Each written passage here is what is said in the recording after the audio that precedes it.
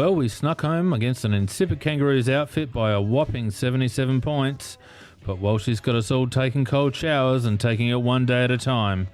Join the crew as we gloat about round one, go behind enemy lines in our preview of the match versus Collingwood, and have an epic board talk with none other than Alex is on fire.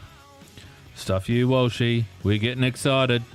This is CrowCast. You're gonna get what you need. Gonna get what you need. You're gonna get what you need. You're gonna get what you need. You're gonna get what you need. Thanks very much, Phoenix, once again, and welcome everybody to the Adelaide Board BigFooty CrowCast. Great to have you all along again this evening. And what a magnificent start it was to the football season with the mighty Adelaide Crows getting up with a 77-point thumping of the Kangaroos, if you don't mind.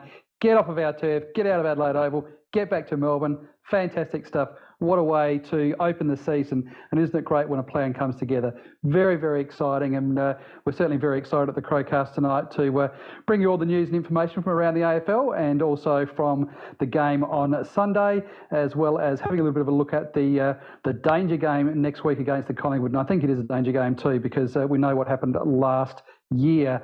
All right, look, I'm just going to have a really quick whiz around and let everybody know who's with us tonight. We've got Phoenix 67, Specialist Argument, Nikki New, WFL, or Waffle as he prefers to be known, and they'll help me this evening on the panel. Peter J with you as your host, and we'll get through all the information that we can for you. All right, let's crack on without any further ado. We'll get on to Nikki's news. Good evening, Nikki. How are you? I'm very well after that weekend, but I have to say, thank God footy's back. We don't actually have to talk about Essendon apart from the fact that they couldn't play 4 quarters of football and actually made Sydney look like they knew what football was by the end of the game. It shows you what no pre-season does, no pre-season matches. Oh, well and truly. Now, I have to say, though, the match of the round for me was actually the Bulldogs-Eagles game. I happened to switch over partway through the first quarter and I was just on the edge of my seat for the most of that game. If anybody hasn't seen it, get your hands on the highlights. There were some amazing goals kicked there on coast to coast. Very horrible thing happened with some injury with Mitch. But, yeah, I actually really enjoyed that game. I know other people have talked about the Freo Port one, but I found that a bit of a snore fest. To me, that was the match of the round, but we'll start off with the ladder. And it's very nice. Do we actually really need to know where anybody else is in the ladder or just who's at first? Who first is. Please tell me. I do believe it's this team called Adelaide with 222.22%. Keep a lid on it. Which, Come on. Which other South Australian team isn't in the top 8? That'd be the one sitting in 10th with 90.67. I reckon that percentage is a major, major boost, isn't it? Because it's really almost worth 2 wins. Oh, that's just insane. I mean, the nearest one to us is, of course, Hawthorn with 201. But yeah, that's quite a nice little handy percentage to have. But keep going on with the rest of the AFL news. So today the rising star for round 1 was named as Camden McIntosh with very unfortunate first name spelling for Richmond with 23 disposals, 9 marks and a goal and basically making Judd look old and slow. But in sad news though, Timmy Sumner, a former Woodville West Torrens player, has been released from his contract from the Gold Coast Suns. He's lost the passion to play AFL, so he's actually walked away from the game. And we actually saw the new look match review panel where everybody has started with a clean slate. So there were, 4 $1,000 sanctions were handed out. Jamie Elliott got charged with tripping. Lewis Taylor. Zach Clark was charged with tripping Jared Pollock. Tom Jonas charged with striking Chris Main, but he only got a $1,000 sanction for that one with an early plea. Brad Ebert was charged with tripping Cameron Sutcliffe. There was a bit going on in that game by the sounds of it there.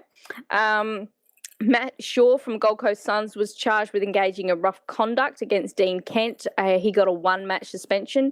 And Brett Delidio was charged also with engaging in rough conduct against Simon White with also a 1-match sanction. What I really liked, though, was that the review panel put out the reasons for each one. And one of the interesting things I thought was that they actually talked about what the coaching, what the player expectation was from the coaches. And so if the coach would expect them to go in hard, the match review panel is a little more forgiving because the coach would have yelled at them, basically.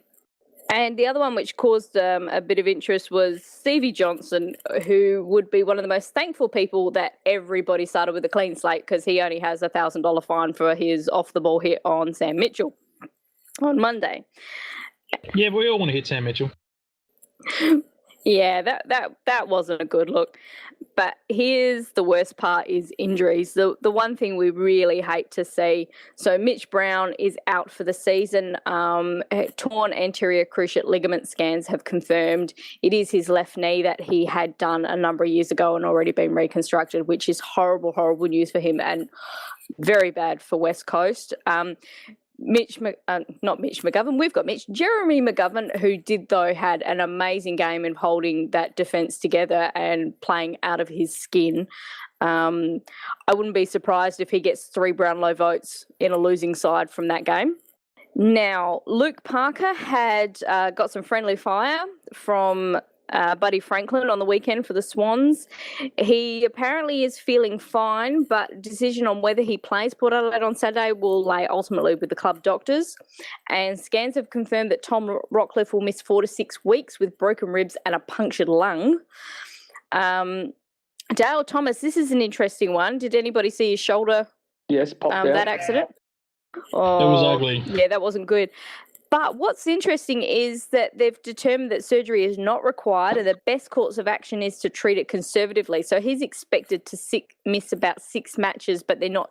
But then they'll still won't be too sure as to how it's going. Shoulder dislocations are a funny thing. I've had a few of them, and I was instructed to have a reconstruction, but I let it heal on its own, and I've had a lot more problems with the shoulder. I haven't had the injury on. Yeah, so I think that's why they're probably being a little bit conservative with this. The other interesting one out of that game was Christian Jacks. He felt some discomfort post-game and throughout the night that followed. Scans then revealed that he suffered 2 broken ribs. So that's suspected to keep him sidelined for 2 matches. Are we going to call this good news for us in that Still Sidebottom will miss a few weeks after breaking his thumb right at the end of the game against the Brisbane Lions. And talking of shoulders, Gary Ablett still doesn't really have a left shoulder. That was not good seeing him just with one limp arm attempting to play football. He probably shouldn't have played at all. I mean, I like to see the fire that Melbourne had in targeting him and, really getting stuck into him. It showed that they wanted to win and they were going to do anything to do it. But it's also sad seeing a guy like that not playing at his best. Yeah, I mean, he still pulled some amazing things out, as only Ablett can do. But once you cross that white line, you're fully fit. Ablett at 50% is still better than, the rest of their 22. And another bad news for Gold Coast Suns, what was revealed just before that game was Jager O'Meara dislocated his kneecap. He'll be sidelined for extended periods. After scans revealed he'll require the surgery. He actually ruptured his patella tendon. Interestingly, this was his first game back after undergoing patella surgery on both knees in London at the end of last season. So you really want to be having a chat with the doctor that did it because he obviously didn't do a good job. You'd hope it was wasn't Dr. Bean. Oh, who knows? Matt Lobie pulled out beforehand with some quad tightness. So that'll be assessed. That could be very interesting ramifications for the Port Sydney game coming up. And Rewalt has been cleared of any damage from whiplash that he suffered. Nikki, just on back to Port Adelaide, I was interested that they ended up subbing off Carlisle, which is a really big call at that time of the game when Pavlik playing as he was. Really big call to sub Carlisle out. He looked like it was just having cramps, but surely there must have been some kind of injury there. Well, they haven't reported anything on that, but it could be that he was cramping in that hamstring, which we know he's had some issues with before. And yeah, that heat, playing over there, older body, who knows? It could be something. It could have been just some tightness, so they were being a bit conservative with him. Who laid that bump on Rewalt, Nikki, from GWS? Bug. Yes, And I he thought was it was cleared. cleared. I thought it was a reportable when I first saw it. I don't know if it was a bump or a collision. I think he was going to. Revolt did move in front of him. That's very interesting if you go and have a look at the match review panel, their report on it, because that's where they actually talked about what the coaches would have expected from Bug, and they actually said that the coach would have expected him to continue to move on. Revolt did step into his way. Once he did that, he then kind of, well, you're in my way, I'm going to bump you. That's right. He didn't pull up out of the way. He could have, but had he done that, he would have been dragged. Yeah. So that was really interesting from the match review panel where that one came out. And the other thing I thought I'd finish up on is the coaches' votes from the lead, from over the round. That's what it is. That's what we've just had. We've had a round. So it's interesting that there's 6 players got maximum votes from coaches. They include our very own captain, Taylor Walker, Nat Fife, still side bottom, Dylan Shield, Jeremy McGovern, as I just said before, and Tom McDonald from Melbourne. Sitting on 8 votes, Josh Gibson and Jordan Lewis, who's sharing it from Hawthorn, Luke Parker, and then Dangerfield rounds it out with the 7 with Taylor Hunt and Kieran Jack. Superb wrap up there, Nikki. Thanks very much. What do we think, guys, just moving to Adelaide news, what do we think of the game on Sunday? Obviously, it was a terrific win, 77 points. What is everybody's thoughts? Pete, I found it fascinating that on Easter weekend, our new I love the defensive intensity, Peter. We haven't seen that in a good couple of years, and we were just right at them. They had no room at times, or most of the time. A few moments in the third quarter. I just loved our ferocious attack on the ball and the player. I think one of the most telling points of the game to do with that is if you go to 6 minutes left in the second quarter, in our forward line, there's only two North Melbourne defenders, and then there's Tex and Eddie. Now, they're a little bit away. One of the North Melbourne players, he gets it a little bit away. The ball's near the boundary line. Another North player's coming in, and he stands over the ball and he does not pick it up. He just stands there and watches it slowly trickle over the line. He just didn't want to touch that ball in case he was going to get hammered. Now, to be fair, the time I think he could have picked it up and got a quick kick away, but the implied pressure that was there, we got to them. Yeah, pretty fair observation, I reckon, Nikki. Well, I think the other thing that really impressed me also was the coaches talked about the flexibility that requires and all the different positions, and it was amazing to see the players just running around in all different positions, rotating continually, and there seemed to be barely anybody that settled into any particular position at a given time. Oh, there were some very set positions that stayed that way for a while. I mean, Van Berlo played pretty much off the forward line except for some little stints in the midfield. McKay played down back the entirety of the game. He actually didn't come up into the midfield or on the wing. The wings were pretty much settled between Hendo and Smith until we lost Brown. And then Hendo went back, but we left Smith up on the wing. So there were a few little ones like that were kind of sad. Well, yeah, there was a couple, but the vast majority, there seemed to be a lot of rotation. Yeah, and that was really pleasing to see. I actually, my dad pointed this out. We were watching partway through the second quarter, and he's just gone, hang on, we've got a different forward setup. When we were going with the wind, we pretty much had the 3 talls on a lot of the time. Second quarter, we had the 3 talls at the very start, and then it dropped off, and we just had 2. So we rotated to always only having 2.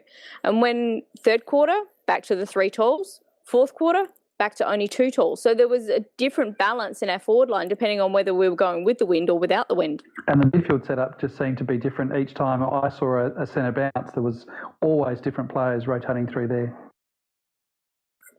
Yeah, that was really good to see, especially Eddie. Quite like him coming off the back of the square. I think we've got a goal of the year contender as well with Sloane coming off the back of the centre square. Sloane one, or what about Dangers? Yeah, I've forgotten about Danger already. He's going to Geelong. Ye of little faith. Is that a bit of a Port Adelaide thing, that coming off the back of the square? I noticed that they do it quite a bit and had great success with it. It just seems to me that's a little bit of a Port tactic that he's brought over, I reckon. It could be. We saw it a bit in the pre-season. That they were doing it a number of times, and it was mostly Eddie, Sloan and Douglas I noticed in the preseason, and that was kind of the ones that we settled on as well during the game. Yeah, Port were doing it quite a bit last year, and I remember them saying that in that last quarter of the prelim final, there was about 2 or 3 guys that were set up on the back of the square before the last couple of clearances in that last quarter, and they just steamrolled through. So what did everybody think of Captain Tex's first official game Born as captain? leader. He certainly had presence. They were terrible. I think they're okay. I think they'll come back. Round 1 last year, they got absolutely smashed by Essendon, and the world was going to fall in on them at that point, and they came back and played in the prelim final. So I think they'll hit back. I think that they'll be better. I think they're a better side than what they showed on Sunday, and I'm hoping that they'll get themselves back in order for 2 weeks' time when they play Port. Yeah, so it just goes to prove that if you have 1 or 2 players switched off or not fully switched on, how much it affects the whole team. Yeah, they were a very, very disorganised outfit. I was really, really surprised at the way they approached that game. There just seemed to be no organisation, and they just seemed to be bereft of any kind of intensity or pressure. And very, very surprised. But I really do think they'll hit back. Yeah, they were trying to isolate their smalls and get us out the back, which they did a couple of times with Higgins. But their tools just didn't present. Petrie didn't present all game. Waite was playing so wide that he wasn't really a valid target most of the time. It was very difficult to understand what they were trying to achieve. It was as if they left Waite and Petrie at Arden Street. See, I think that the part of their run on that they got was when we lost Brown, when he had to go off in the corky, because he had been absolutely blanketing Thomas though. And as soon as we lost him, that upset our balance a little bit. It took us a while to adjust and figure out who was sort of moving on to who. And I think that's when Thomas actually got off the leash and got his 2 goals. So I think he's very underrated as a defender. Oh, yeah. It was noticeable. I made a couple of notes, and one of the things that I noted was that Matty Yench is very good at holding structure. He's very good for our structure when he's allowed to play that backstop role. But as soon as he's required to man up and defend, he's very... he doesn't cut it as a one-on-one defender, and certainly when Brown went off and we had to mix and match down the back there, and Yenchi needed to be a bit more accountable, it was a problem for him. Yeah, he was a bit lost. The other thing, in terms of our defence, did you notice we did not have one kick out that was off to the right to Jacobs? Right, that's right. They were all different mixes, all different ways of trying to bring the ball out. Some were short, some to the left. Some, yes, they did go sort of out right a little bit, but often we would do the little chip first before we did that one. And Jacobs might have been out there, but Hartigan was the one who was positioned in front. Yeah, they used Hartigan quite a bit. I was going to mention that. Hartigan really did push up with our kickouts, and when we did go long, it was more often than not him that was making the contest. Yeah, he'd come in from the side, so he'd get his big body in the way. He was watching at the ground. He's actually taller than Waite. Yeah, he's a big boy. And he's very quick. That, I think, was at the last quarter where the ball was loose in the forward line. And Waite, we know, is quite quick. And Higgins was chasing after the ball as well. And Hartigan ran past both of them. I think the thing that pleased me the most is when they got that run on in the third, you would expect, and even the commentators were calling for, danger and all that to get chucked in the middle and whatnot. It was Eddie Betts coming off half-back that really steadied us. There were 2 or 3 plays that he made in the space of about 5 minutes. A couple of key tackles and an interception, if I remember rightly, that really got us back in the game. And I was surprised to see the coaches' votes that had Betts rated only as a 3 or something, because I would have actually had him second best behind Tex, and not that far behind him either. I think he was really key for us. I think that 500,000 or whatever we picked him up for is a bargain. Yeah, agree. Phoenix, I loved a couple of the runs that curly Ellis Yeoman made through the middle as well and just disposed of the ball. Absolutely beautiful to Walker. I think it happened about 3 times. And Five. Five times? We Was it counted five? them. It was 5 times. He did beautiful passes to Tex. Well, it's 2 more than I saw, but anyway, he looked absolutely terrific doing it, and good on him. And I don't know which idiot it was on the board that kept bagging him about his disposal. Peter somebody, I think his name was, and kept bagging him all the time about his disposal. He must have been pissed. Yeah, I think he must have been. Is your name Brenton Sanderson?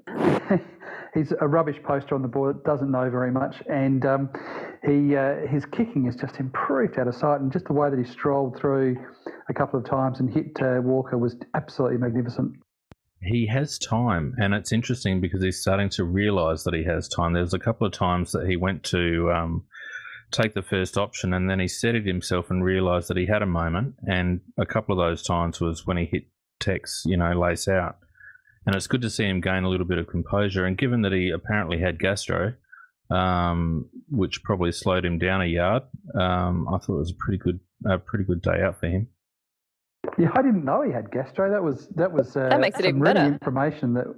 Interesting information that came across today. That certainly made it better as well. I also thought another really interesting thing I saw on the board today was one of the posters posted a series of photographs showing Dangerfield and how he was prepared to let somebody else go in and get the ball and break out to give outside run, and that just follows on from what I think we were saying earlier from the pre-season games, how they're trying to get him running a little bit more and getting some other guys involved in the clearance work.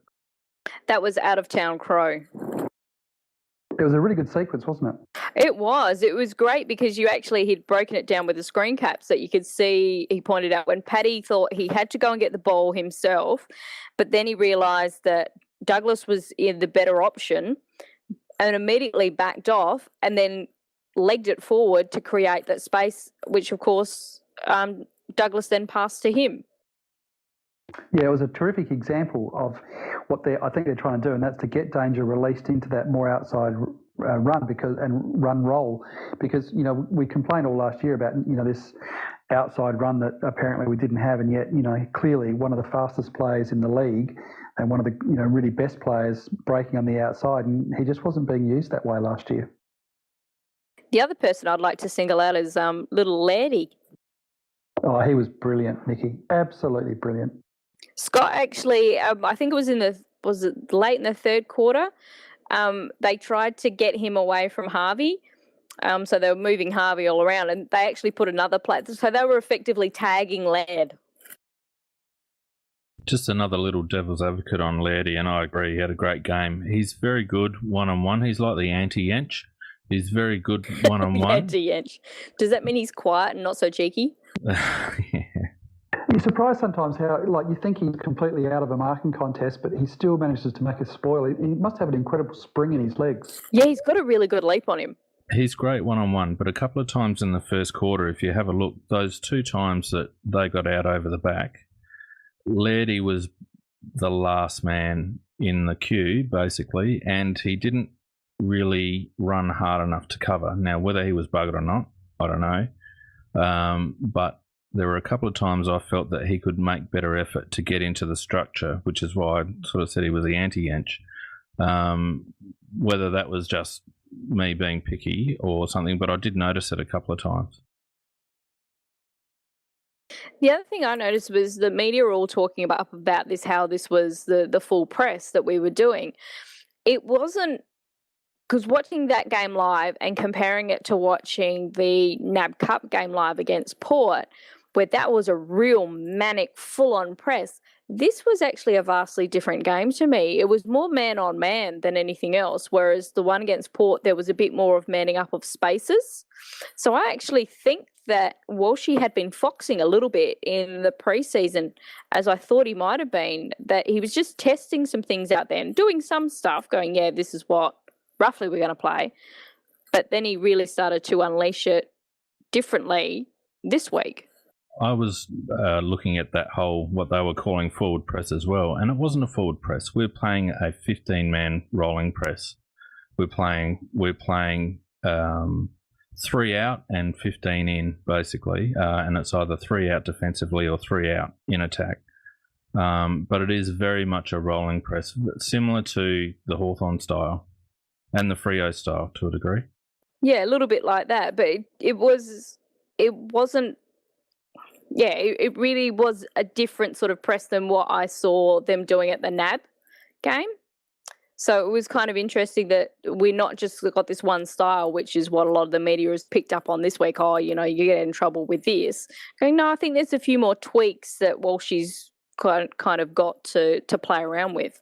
I think he has a lot more up his sleeves. I think he's got a plan for everything. He's just ahead of his. He just knows what he wants to do in certain situations, I think, which Sando didn't know what to do.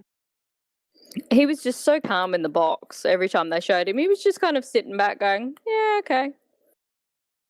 I don't think we can use this game as a barometer.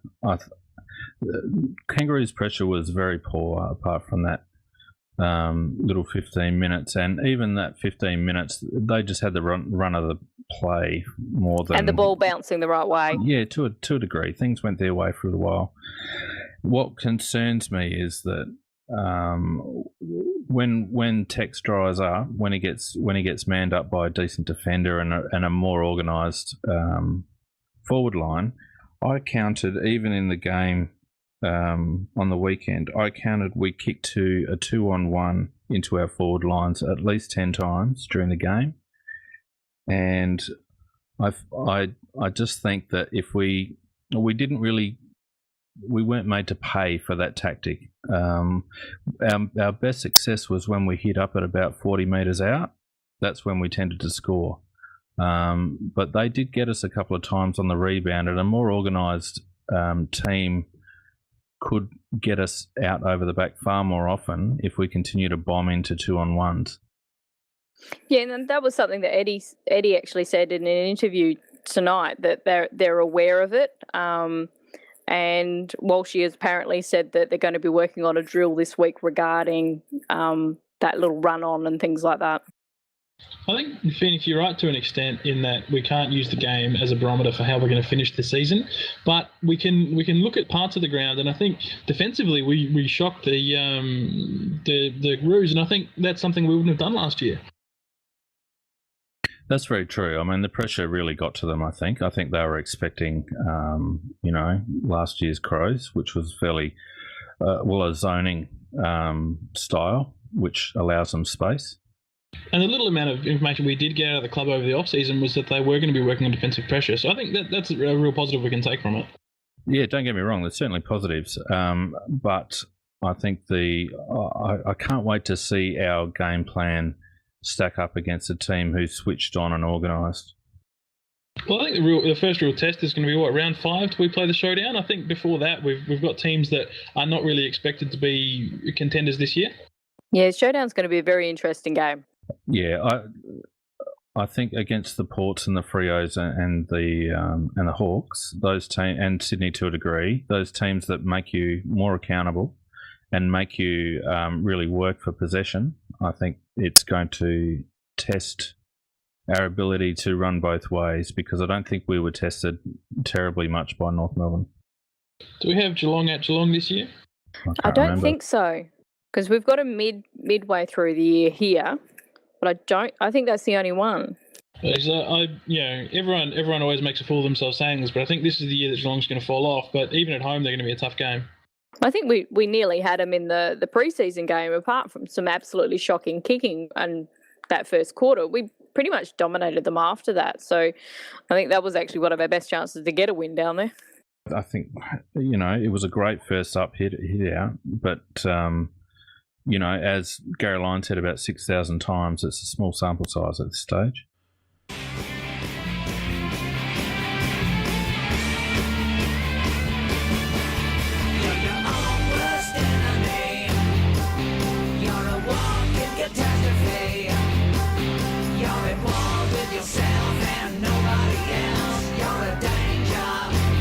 All right, so tonight we've got something a little bit different.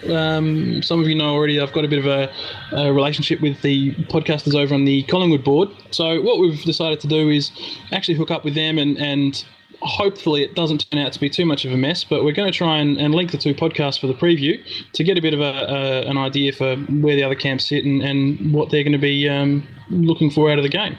Well, now we'd like to introduce a really good segment to our podcast this week because we've got some visitors from the Adelaide board. We've got Specious Argument, Hello. Icky News, so we're going to do a little combo assessment of the game. So thanks a lot, guys and girls. Welcome aboard. Hey guys. Good to be here. That's fantastic. Now, your team was pretty spectacularly impressive on the weekend. Must be approaching this trip to Melbourne with a fair degree of confidence. What's the general feeling in the Adelaide board? We had a nice long cold shower after last week, so it's only round one. As Gazza says, just a very small sample size. So, we're quietly confident maybe. Yeah, I'd like to think that we're a 10-goal better side than North, but I think they started very poorly, and I think they aren't as bad a side as showed up on the weekend. I also think what most of us on the board are looking for is consistency, because that's not what we had last year. We were up and then we dropped games we shouldn't have. So I think a lot of us are looking forward to this game just to see what consistency we're going to get out of the team. From looking on the outside, if I was an Adelaide supporter, the two things that stood out to the rest of us and worries us the most are two blokes named Taylor and Dangerfield. That must have set you going. That was acceptable. Understatement of the century. So looking forward to what do you see as your strengths coming in this week, and where do you think you can beat us? Well, I think midfield rotations, we're building a fairly solid engine room coming off Jacobs out of the ruck. I think we'll do quite well there. And we're also mixing it up with bringing Eddie Betts actually into the midfield. So he sometimes starts off the back of the square, sometimes he starts actually in the midfield rotation. That's got to scare a lot of other teams with a player of his calibre and quality just running through the midfield and then legging it forward. PT Pie, what about from our end of things? Where are we going to threaten the Crows this week? North Melbourne were very poor with the pressure they applied to the ball carrier, and I can't see Melbourne. They weren't there as far as pressure was concerned, and it'll be a whole different level. It'll be interesting to see how the Crows back it up, because they were super impressive at the contested ball and applying pressure. But in that one period during the third quarter against North Melbourne, when they actually played, I think there was about 4 clearances where the Crows didn't even get a touch on the ball. Just came straight down to all the pressure applied and the clear tap out, bang, away they went. They lost the contested ball, and it was only one quarter, and it was almost unsustainable for North Melbourne. But if that happened, at any other time during the game, it would have been a 40-point closer game, and perhaps completely different outcome. So I don't think the Pies will let them get away with it, and I would be very surprised if Adelaide be able to get the run on and keep that wave of momentum that they did against North Melbourne. Yeah, I think you're right. From our point of view, we were very happy to see our sort of manic work that we did defensively against Brisbane, albeit in tough conditions. So we hope we haven't lost too much of that coming forward this week. But I hope we curb some of the brilliance of the Adelaide team this week. To you Adelaide guys and girls, did you see anything of Collingwood, and where do you think the danger lies with the Pies? I saw a little bit, but unfortunately it was up against that West Coast Western Bulldogs game, so I tended to be a little bit more watching that one. I'm just a little curious as to what you guys think that the heat in Brisbane, whether that will affect your team at all because of that 6-day turnaround. Yeah, absolutely. That's a concern. I think Trav Cloak apparently lost 5 kilos game, so definitely energy sapping game. So our sports scientist guys will have been working overtime for the recovery this week. How much first game of the season, how they recover, it's going to be one of the question marks in the game. The magic glove will solve all our issues. It was interesting watching Essendon because it's really interesting watching Essendon from where I'm sitting anyway, seeing what a preseason actually does for players and seeing, how tired they got and what those games actually get you. Definitely. Yeah, it's a very valid point because a lot of people underestimate it. It was even more apparent when you watched the great G. Ablett and the effect it had on him. He was coming back from an injury, and I can understand a slight hesitation even from one as great as him. It was something special to see him drop balls that he would have taken 99,999 times out of a million. He just dropped them cold. It was different. Speaking of injuries, sorry, go on, Nikki. Oh no, I was just saying, he just didn't have that touch, which is what you kind of need. I was going to say, speaking of injuries, are you guys looking at going in with a near full strength side? We've got it. We've lost Steele Sidebottom, who was probably our best on the weekend, broken his thumb. We've got a few of the longer term injuries, so we're not at full strength, but we're not terrible. We've got a couple of our young South. We've got we've loaded up on South Australians the last few years, so we've got Tim Broomhead coming back in, who's we're all pretty excited about, but he hasn't had a great pre-season, but hopefully he can put that behind him because he does look a real player of the future potentially. And Brodie Grundy also stood up on the weekend and did a great job. So I mean, it's a big ask for him to come against Jacobs this week, but he's developing. Who did Ben Kennedy shoot to not get selected? He played on the VFL on the weekend, but I think he's hurt his knee, so he's not named at all this week. That's correct. Oh, that's a pity. That's the rumour I've heard. What was that? He took a bit of a knock. Yeah, he and Broomhead are both players we want to see come on, but it'll be Broomy this week that probably kicks half a dozen.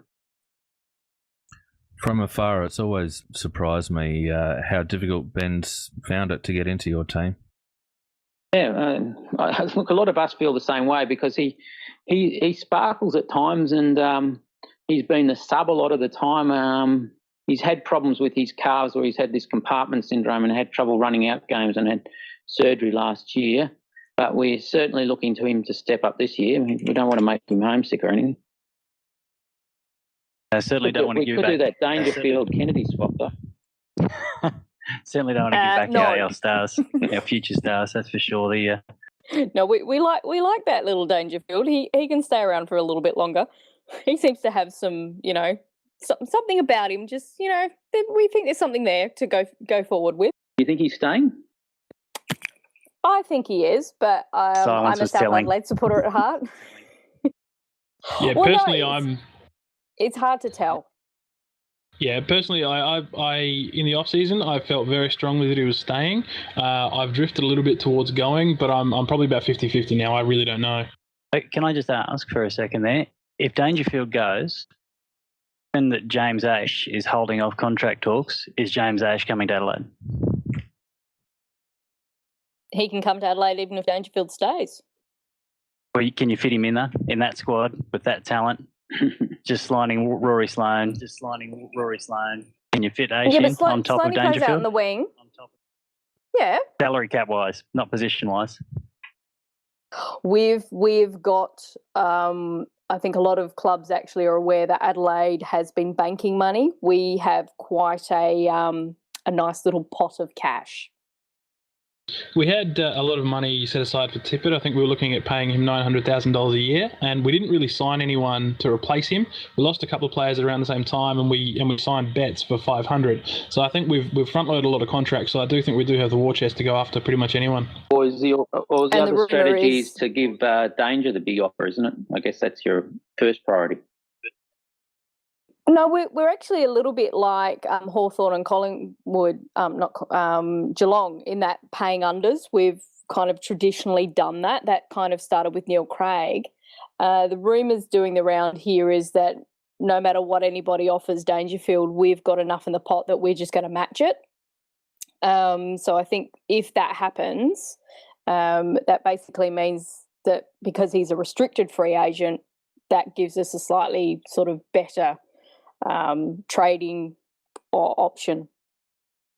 The first, no one's matched an offer yet, though, for a restricted free agent, and they've stayed, have they? I don't think. Yeah, don't know. I'm interested to see when the first one is going to happen. I think if a manager lets a player get to that point, I think they haven't done their job. Yes, and it also comes down to the fact that if he's willing to put himself out on the market to tacitly accept deal, no matter how good he is he worth it if his heart and soul's not in it? We had that bit with Beams this year when he said, even he was still under contract, but when he said he was going to go. Yeah, I think you can't have a player playing handcuffs, but and the other thing is Dangerfield worth north of $1 million? I don't know that he is. I think he had a couple of bad seasons in a row. I think the reason he's not signing is because of that. I think it's devalued him a touch. I think he's trying to have a good season this year to bank the maximum dollars. Yeah. Can he also continue at the rate that he's going? He is such an explosive player, but I've seen him play quite a few games, been more than impressed, and then I watch him go in for a hard ball and he comes out of it wincing and he gets back up. He's mentally tough, a lot like Luke Hodge, I would say. The wear and tear he puts on his body, I don't know if he's going to have the durability if he continues to play the way he does. There's actually been a big change we've seen in his game plan if you watched the game last weekend. There was out-of-town Crow on our board actually did a little screen cap of one of the clearances, and from it, ball comes loose out of the centre. Dangerfield leans down to go and get that hard ball, but Douglas is coming in at a better option. Dangerfield actually backs out, which is very unusual for him, but then he goes forward to become that linking player who's then free. So he's actually changed his game. He's becoming a bit more of an outside player, and we saw that quite a bit on the weekend. Well, we'll wait and watch. Now, the other thing I was interested to hear from you guys is, Adelaide Oval now is becoming a bit of a fortress. How much difference does the trip across to Etihad? We'd love to have you on the G, really, because we love that. Etihad, that detract from what the Crows can do. No, we've traditionally played fairly well at Etihad, so it doesn't hold any fears for us. And I think there's big any chance we can actually get to play on the G, we want to, because we don't play on there very often at all, and just to get the players used to it, because it's a different shape than Adelaide. I think Etihad's a little bit more like Adelaide. It is that little bit narrower, so it suits our style of play. I guess the other thing is that hometown. I haven't been there yet, and I want to go, but just listening to the noise off the TV is impressive. Of Adelaide Oval. Yeah, it's designed. It is designed to keep that sound in. It's also, I think, I read the other day that Collingwood and Adelaide are 3-3 at Etihad. Yeah. No real advantage to either team. I guess it's whether you think you're a lot. How much does Adelaide Oval give to the team? I guess is what I'm getting at. Well, we know there's an awful lot of our Crow supporters coming over for the weekend, so please treat them nicely. And we actually do have quite a large base that lives in Melbourne, so there is always. I know I've gone over for games, and there's sometimes probably about a third of the crowd. Sometimes depending on who you're playing, is actually Adelaide supporters. So there's a fair bit of noise that's still generated. Right, and so what's your predictions? Can we pin you down to something? I think we can win. I'm not too sure, though, about the margin for me, because I'm still waiting to see whether there's that consistency or not. I think if we can get on top in the midfield, then I reckon it could be a 4 to 5 goal game. I think it'll take yours to really have a special game for you guys to get close to us. I think we're going to do you by 10 goals plus. I certainly hope that's not the case. I'd say that's with the effort intensity shown last week. That's if we fail, if we can't sustain that manic pressure and intensity, then definitely it's possible. I doubt it's going to happen though. I think it might be.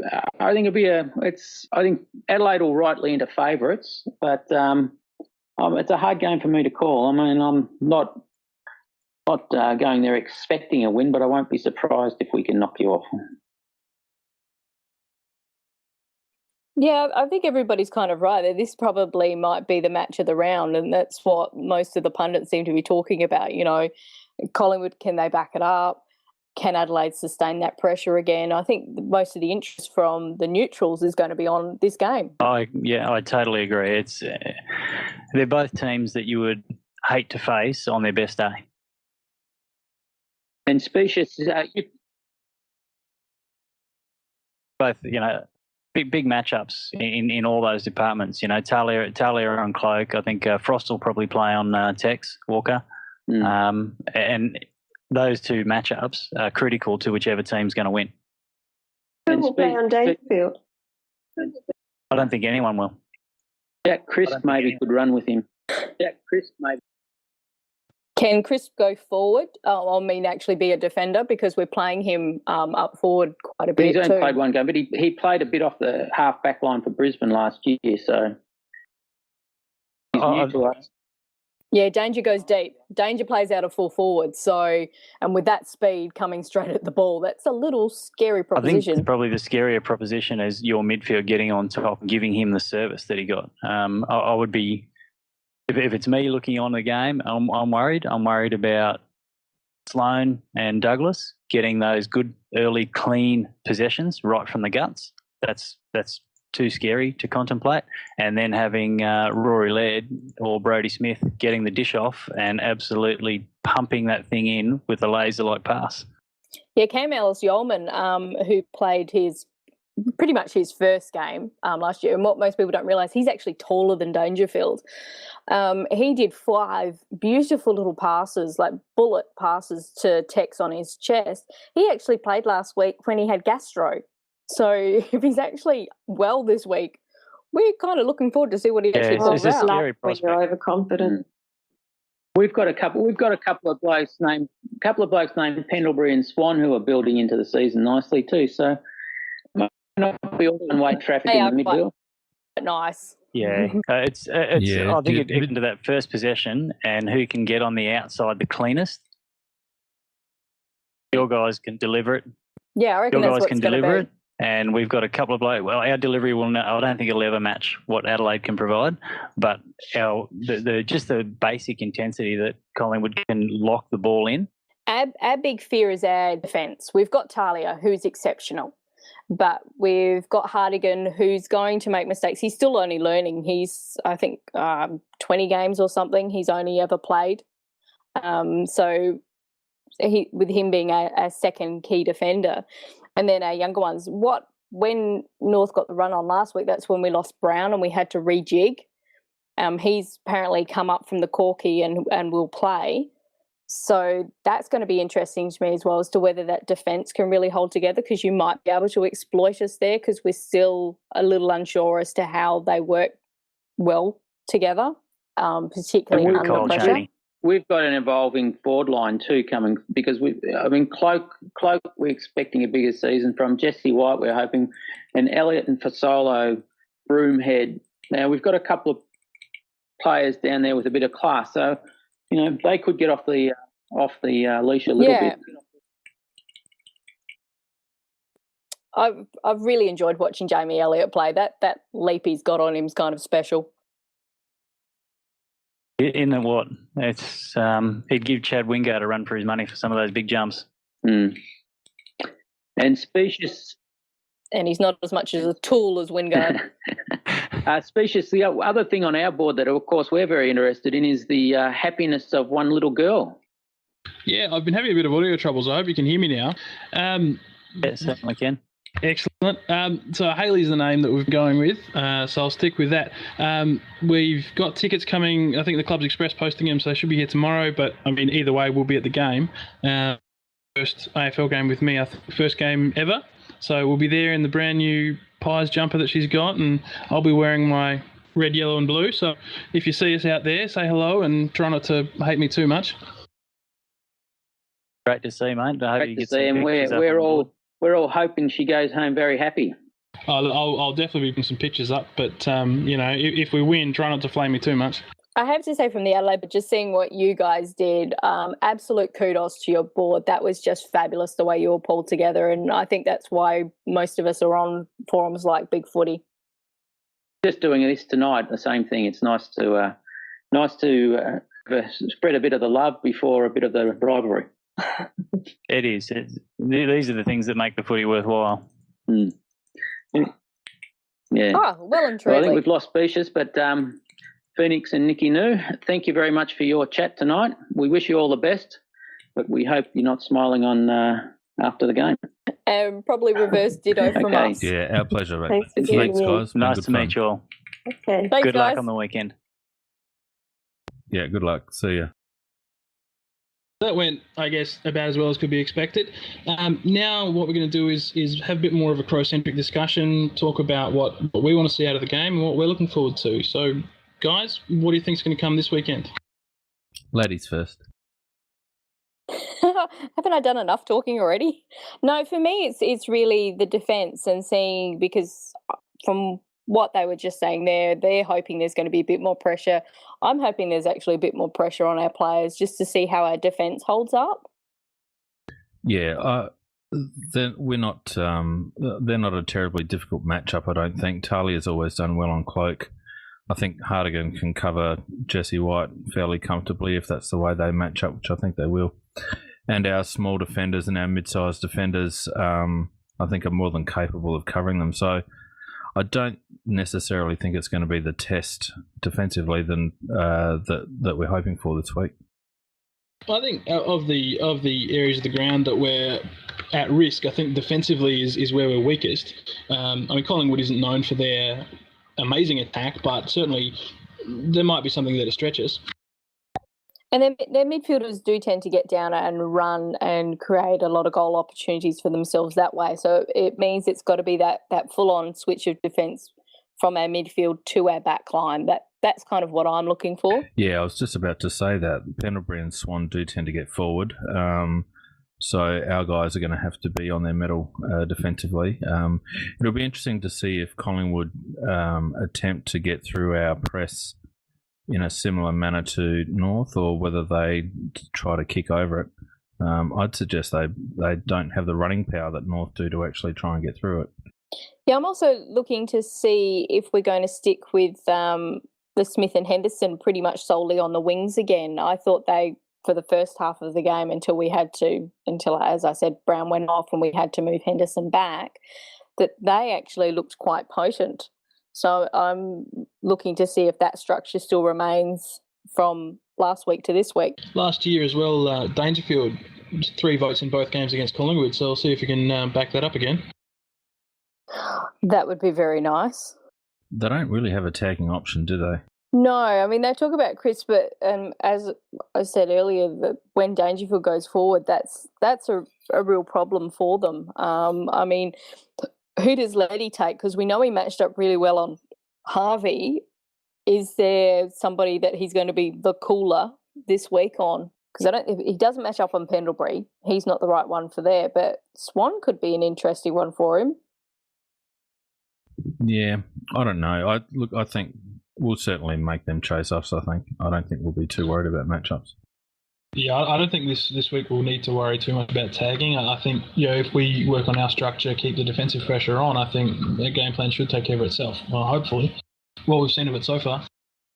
Yeah, and I think their defence is very vulnerable to our forwards, and that mix we've got going down there.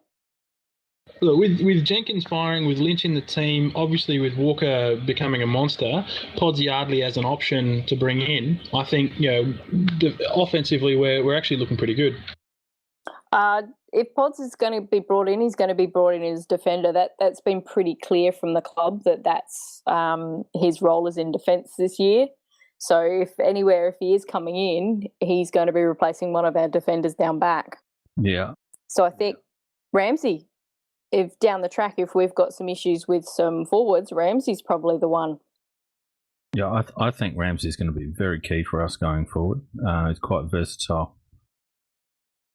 And watching him in the SANFL on the weekend, he seriously, he just looks like Tex. And even his voice out on the ground, he sounds like him too. It's really scary.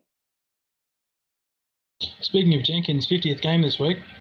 Yeah, I was quite impressed with that little highlights package they had of him. We know Phoenix has some issues with him, don't you? He's not my favourite player. Phoenix has some issues understanding how great Jenkins is. Oh look, I think the mix that he provides, he's a hard matchup because he is quite fast, he's tall, he's mobile, and then we've got Walker who's quite tall as well. So it's really great to have that option down in the forward lines to make it hard for the opposition. To be fair, I've been a bit critical of Jenkins as well. I'm on the fence about him. I think he has outperformed what we recruited him for, but I think he hasn't even approached his potential, where he can get with his talent. So I don't know if that comes from the basketball background, not having the instincts. He doesn't use his body the way I'd like him to, but then again, that kind of backfired with McKernan when he came out with the elbow. So I don't know. He seems to have a bit more of a brain in his head than McKernan did. And he did some nice little blocks and things like that on the weekend. So there were some changes in his game that I saw. Are you trying to convince me? No, just saying what I observed. So what do we think about Walshy's little theory regarding the person who played in the sub? So Lyons is out of the team this week because they couldn't find anybody in the team that he was going to replace that he dropped. So Walsh's thing is that he looks first to see if there's somebody he can replace in the team and push out. If not, then he drops them back to the SANFL to have a game. So my impression is that Grig's coming in to be the sub.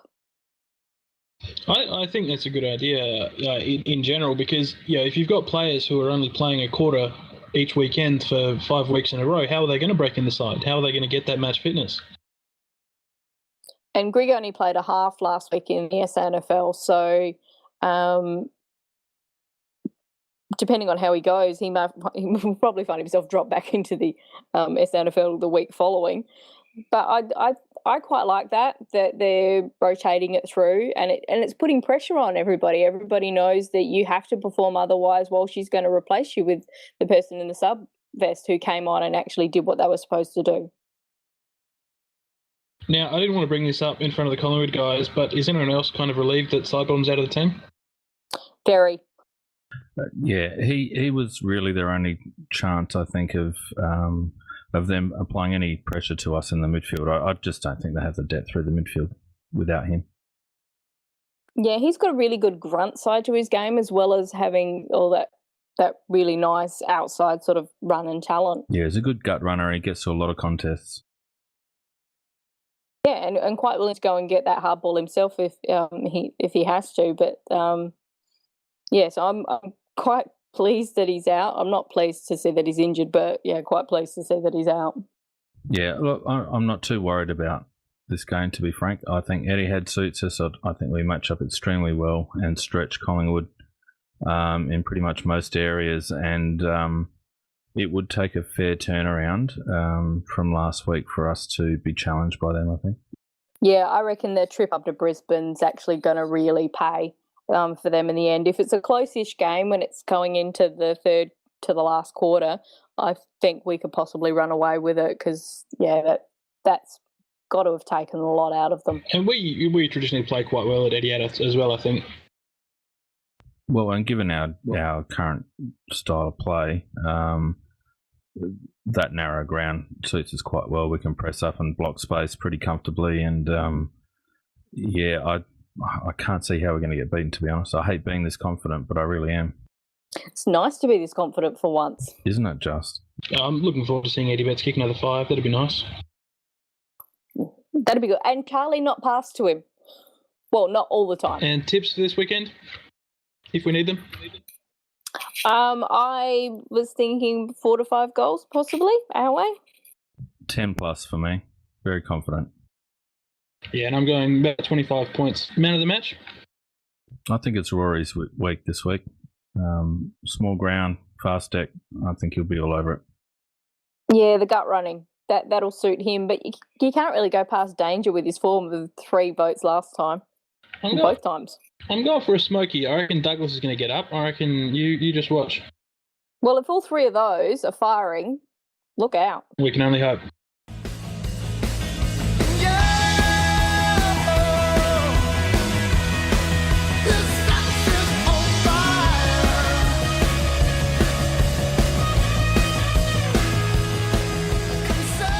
Welcome back, everybody. And of course, coming up now is one of the segments that's been fast becoming a favourite on the CrowCast. It's our board talk, and very, very special guest tonight. We've got Alex is on fire. G'day, Alex. How you going? Not too bad. How are you? Very good, mate. Great to have you on board. And look, before we get into any of the personal stuff, noticed that you went down to Richmond Oval the other day. What were your thoughts of the SANFL trial match down there? Pardon me. First three quarters were quite good. What I noticed this year was there was a lot more team-orientated stuff going on with the 22 players. This time last year, it was basically lots of individual stuff went on, and there was no teamwork that happened. This year, there was shepherding. There was a running from behind. There was tackling in numbers. There was the same sort of stuff that you would see in the AFL side, but so there was a unified attempt to follow a game plan that everyone understood. That was the main difference this year compared to last year. The last 5 or 6 rounds last year, they were slowly getting there, but it was nowhere near as organised as the Saturday's game. That all sounds pretty positive, mate. Any individual players you want to run through for us? Well, the usual ones. Thompson was good for 3 quarters. I think he went off at 3/4 time to rest. Matt Crouch was pretty good for the whole game. Griggy was all right and went off at halftime because there was some suspicion he may have played yesterday, but obviously he didn't. The one player that really impressed me was O'Brien. Was he 18 years old as a ruckman? And he's massive. The kid is like 6'5" and maybe 100 odd kilos. But his presence on the field for a first year player is really amusing. That was the one player that really stood out for me. I wasn't that impressed with his ruck work, though. He didn't do as well at his ruck work as I thought he could have. I was quite surprised, though, that one of his kicks did make it to somebody and it wasn't out of bounds on the full. So that was really nice to see too. I wasn't overly concerned with the football fundamentals, the rucking, the kicking. It was the positioning and getting himself involved in the game, not standing back and just waiting for something to happen. He actually got involved. He moved to a position where he could actually influence what was happening, become an active member of the transition. That was what really impressed me. And the fact that he's a first-year player able to do that demonstrated that he understood how he can get better and where he can get better, not just waiting for everybody else to get him the ball. I think he's more value than Angus Graham. Yeah, I'll agree with that. I liked Angus. I thought he had potential at that level. He was never going to be anything more than that. But I think that was just a waste of time trying to recruit him. I don't think we had enough years to get the Richmond out of him. That's the problem. No, I don't think there's enough years in football for that to happen. And Alex, just on a personal front, when did you become involved with BigFooty, and how did you stumble across it? Well, I reckon I joined in 2010, and I reckon I can't exactly remember the key point, but I remember that 2010, it was halfway through the season, and if I recall correctly, that was a really bad year. Neil Craig was getting lots of press for the wrong reasons, so I just Googled something looking for a forum or something because to voice my opinion, as you know I like to do, and came across BigFooty that way and signed up. So, all right, so sorry, Phoenix, we'll pick it up. Thanks for that, Alex. And one of the things I was keen to ask you about tonight, Alex, is that one of the more, I guess, controversial positions you like to take on the board is just in relation to the Tippett saga. And I know you've had a lot of discussions, and I watched them with interest.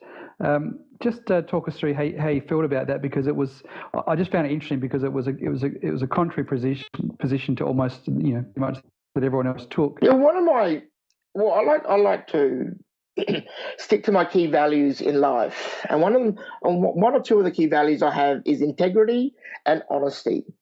And I honestly don't believe the club was honest with its members. And that's where I come from. I have no issue with players going and coming, because that's going to happen. That's happened since football's been around. Players have come and players have gone.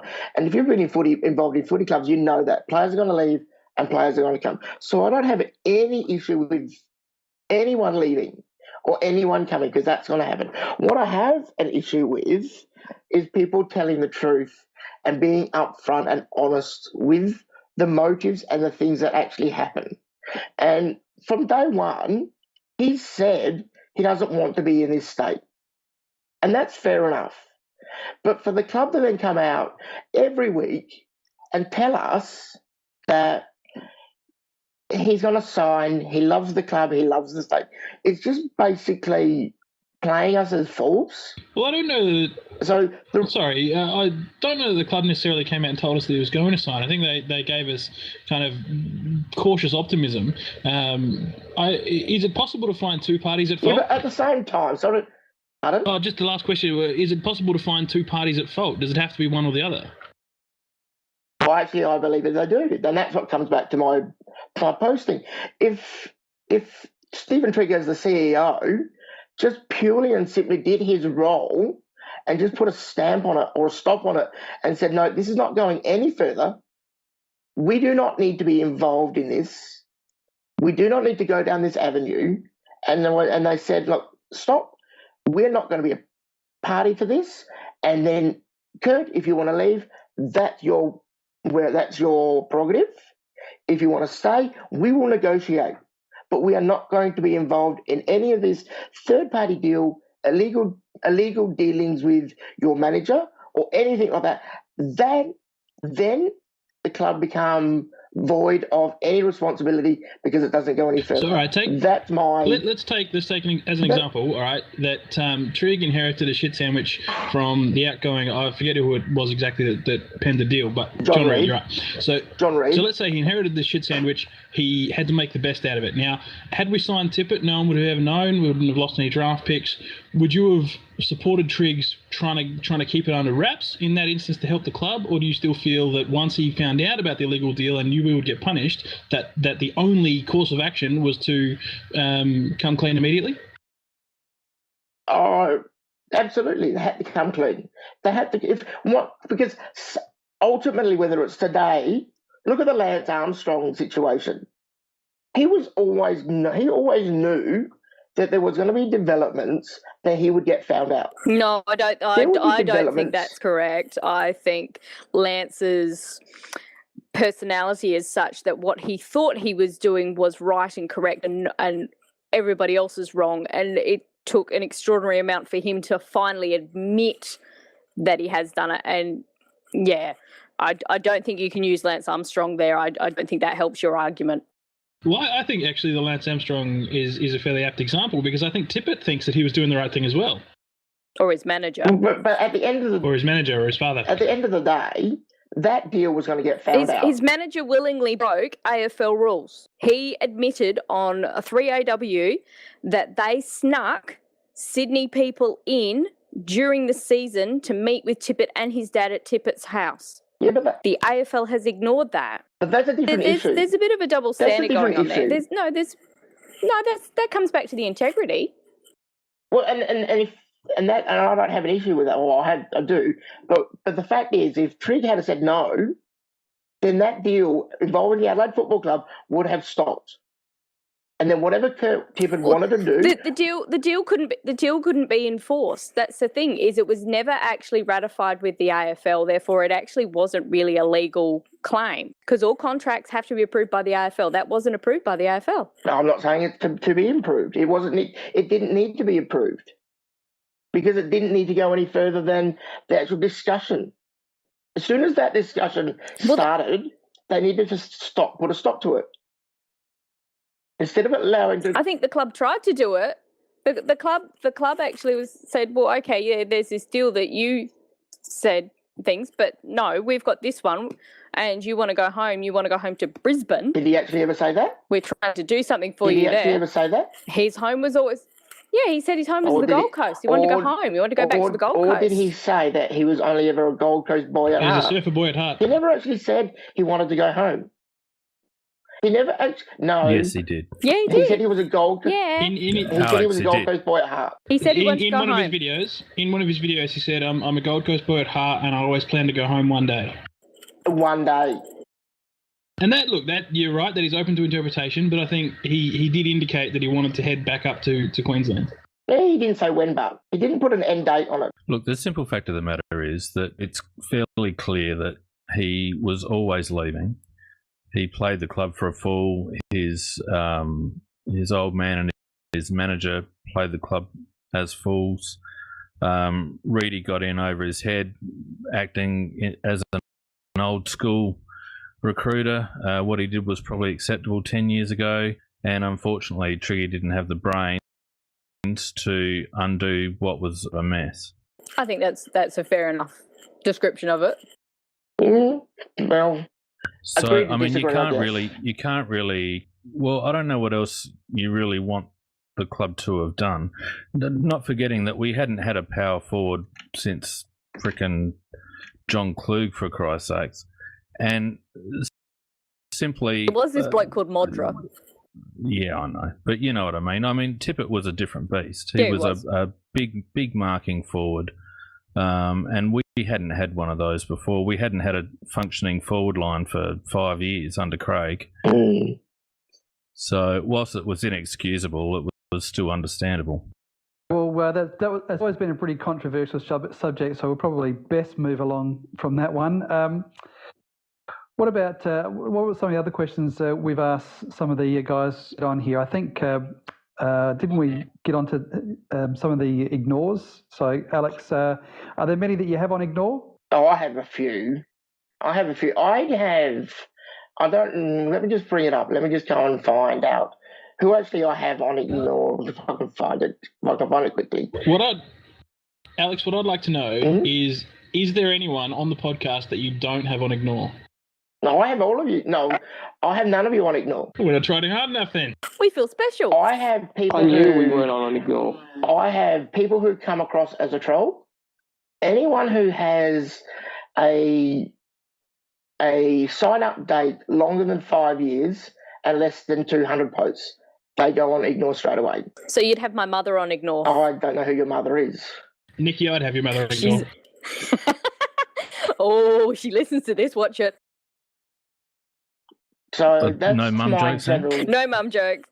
Damn No, it. well, that's my general feeling of anyone who comes across with a large or a small post count and a sign-up date longer than 5 or 6 years comes across and they go on ignore for me. So other than that, the latest one I put on was Andrew Webster. Oh, you mean Rucci? Yeah, because I just Webster. didn't want to put up with his trolling and rubbish and stuff like that. He wants the club to bring out, or no, what is it? He wants BLK to bring out some nice office pants that he can wear to the office with Crow's markings on it. Who, Rucci or this Andrew Webster apparently. guy? Because I haven't. Andrew Webster. I don't even know if he posts anymore because I just have had him on ignore for like 3 or 4 weeks. So I don't even read any of his stuff. He's been a bit quiet, Alex. What I usually do is what I was doing, and it seemed to work. I've been telling posters to ignore him and don't encourage the animal. But what I do is I talk about him like he's not there when he does best, and it seemed to work too. Well, I haven't seen him, so I haven't read any of his stuff for a while, so it becomes irrelevant at the end of the day. Now, I have a question for you. How many of you guys have me on ignore? And missed the best part of the forum.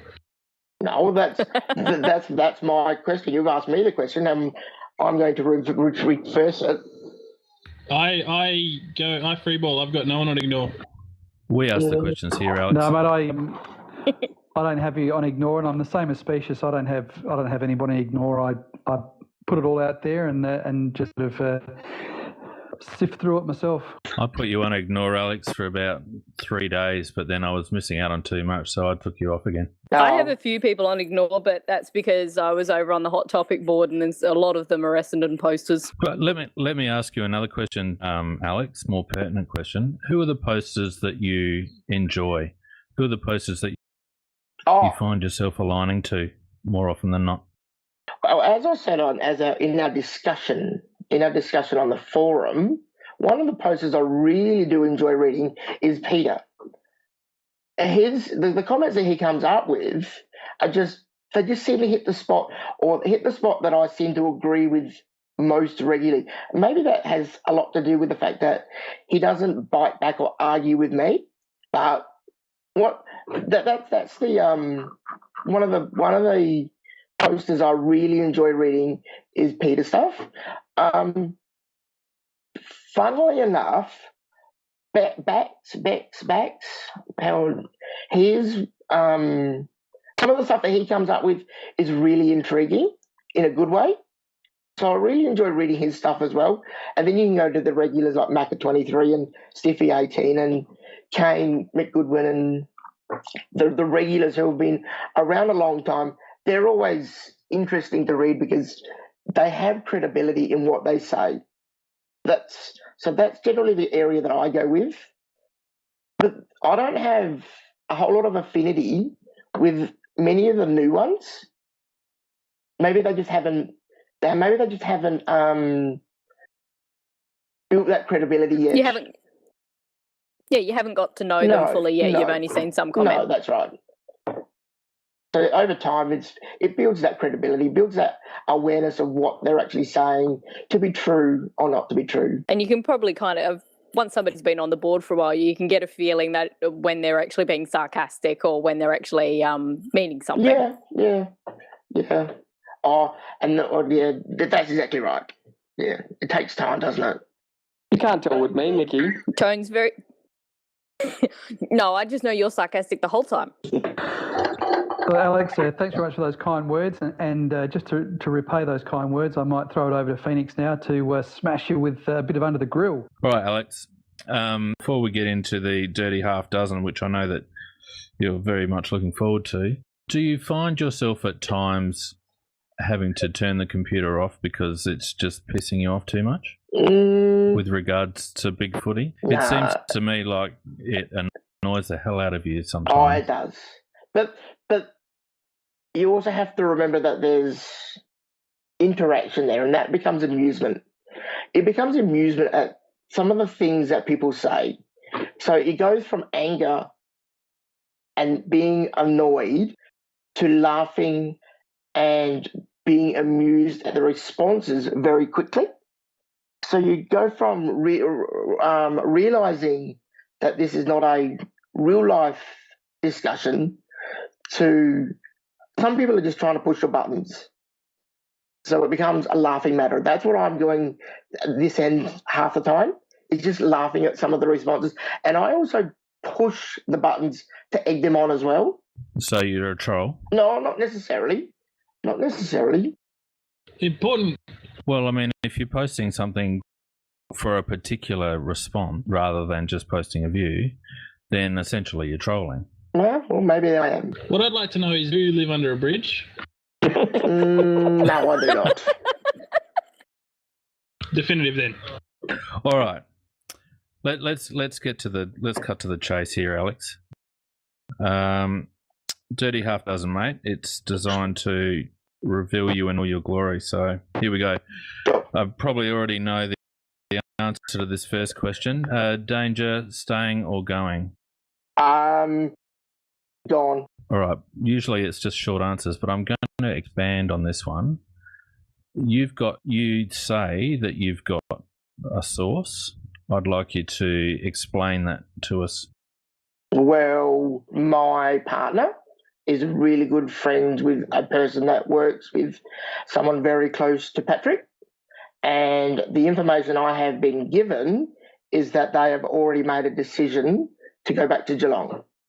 Now, it does fluctuate, it does change, but it's becoming more and more aware that they've gone by the day. So that's my information. And your partner wouldn't be trolling you? Beg your pardon? Your partner wouldn't be trolling you? No, I wouldn't have thought so. She has passion for the football club just as much as I do. All right, let's move on. If you had a duffel coat, mate, and you could put anyone on it, footballer or celebrity or whoever, who would it be and why? No, it has to be Tex. Tex is the king of Adelaide now. No, isn't he the centre of the universe? Cool. Or isn't Adelaide the centre of the universe? Well, apparently last year. So Tex Walker? Absolutely, number 13, Tex Walker.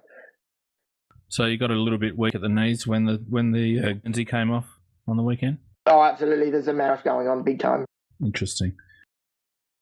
All right. Have you secured yourself a hall pass with your partner? Yes, I have. And who would that be and why? Have you ever watched the show Friday Night Lights? It's a football show, and the character or the actress is Minka Kelly. Doesn't hold a candle. If you know who that is, Yes, Minka Kelly. She was also in Almost Human. that's correct. And then you would know that that's the hall pass. She does like her sportsman. Beg your pardon? She does like her sportsman. Yes. So that would be, she would run a very close second to Tex. Okay. Now, we've already sort of touched on your ignore list, but if you had to single out one particular person, your least favourite BigFooty poster. Does it have to be a current one? Yes, please. I'll give you two. A blast from the past that I really did not enjoy reading was Drummond, but the modern day one, and he's come back now, would be Dirty Bird. I don't know what it is. His comments just come across as just shut up and just go away. So they're the comments. Dirty Bird would be that person. I don't know what it is about him, but his comments just irritate me somewhat. Alex, I'm disappointed. I thought we had a special relationship going. Oh, you're not worth it. No, I'm only kidding. Don't forget, we can edit this any way we like. We can misrepresent you like crazy. Oh, a big brother then. Yeah, pretty much. The usual one is Kylie or Danny. Alex, which one do you prefer, brunettes or blonde? Oh, Charlene. Oh, big fella will be disappointed. Yeah. That'll get you a card, mate. This big fella's all over Danny. He's got his finger on the trigger, irrespective anyway. What is your relationship with the mods anyway, mate? Just as an aside, do you have a good working relationship with the mods? Oh, I'd like to think so. I like to think that they have a solid understanding of where my posting habits come from and what my point of view is all about. And I know where that line is. When I cross it, then I'll pay the consequences. But I think Big Fella knows how far I can go, and I certainly know how far I can go. And when I cross it, then he'll pull the trigger.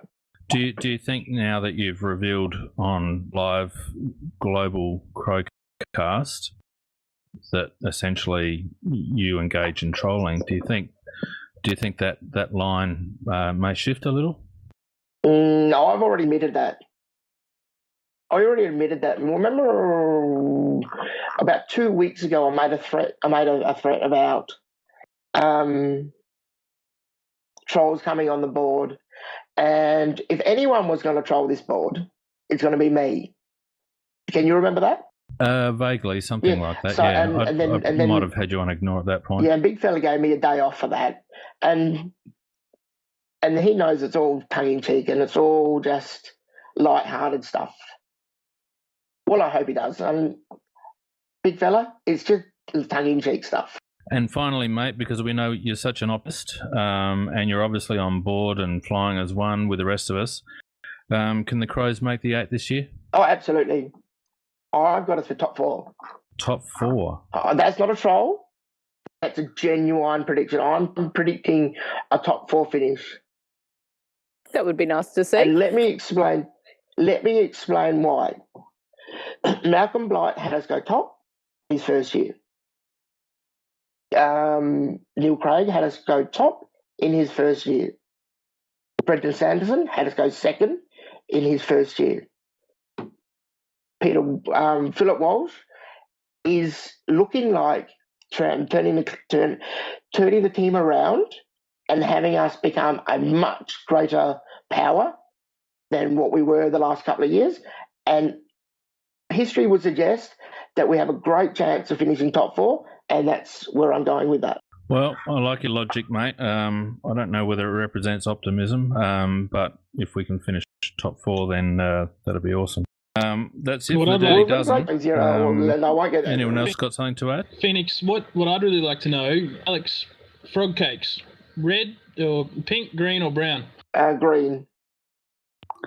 The classic. Sounds like a perfect way to wrap it up. Alex, thanks very much for being part of the CrowCast tonight. We've really enjoyed having you on. You're a sometimes controversial but always enjoyable poster on the forum. So once again, thanks very much for joining us. And that's okay, because I'm on, let me just give a shout out to the Port Boys, because I know they're going to be listening, because I get a mention on there more than some of their players. Because they'll be listening tonight. Oh, look, they have far more interest in everything that goes on our board than they ever do on theirs. It's quite astounding sometimes. Absolutely. Yeah, it's been advertised that I'm going to be on the podcast, so they'll be listening. So I'll just give a shout out to them. And I'm pretty sure that our conversation will be mentioned on their board many times. Given your previous conversations with us, it's past your bedtime now. So it is. Off you go. Otherwise, you're going to start getting angry. I'm going to be up at 5:45. So thanks for joining us. Thanks for fronting up, mate. In all seriousness. I said I would. Thanks for fronting up. It was you're a good sport, and Thanks, we'll see you on the board. Cheers, mate. No worries. See you. That was Alex on fire, and that was board talk for another week.